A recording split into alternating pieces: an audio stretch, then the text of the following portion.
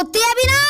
হ্যাঁ তো জিহানের পড়া আছে তো। চলো জিহান রেডি হও তাড়াতাড়ি। না আমি যাবো না। ভালো হয়েছে, তোর যেতে হবে না, তোর যা ইচ্ছা কর, আমার আর ভালো লাগে না। আন্টি আমাদের পাড়ায় একটা খুব ভালো ডাক্তার এসেছে, তার কাছে না সব রোগের ওষুধ আছে। সত্যি? ঠিক আছে তাহলে তার কাছেই চল।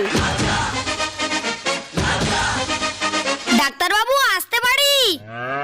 আরে হ্যাঁ আসুন আসুন, গরু আসছে। হ্যাঁ কোথায় গরু, কোথায় গরু?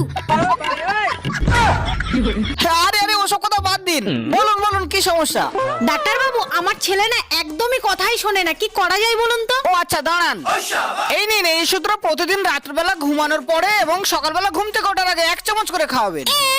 রাত্রে ঘুমানোর পরে ওষুধ? আরে এ তো গরুর ডাক্তার রে। আরে আমি দেখছি। ঢের বাবু আপনি থামুন তো।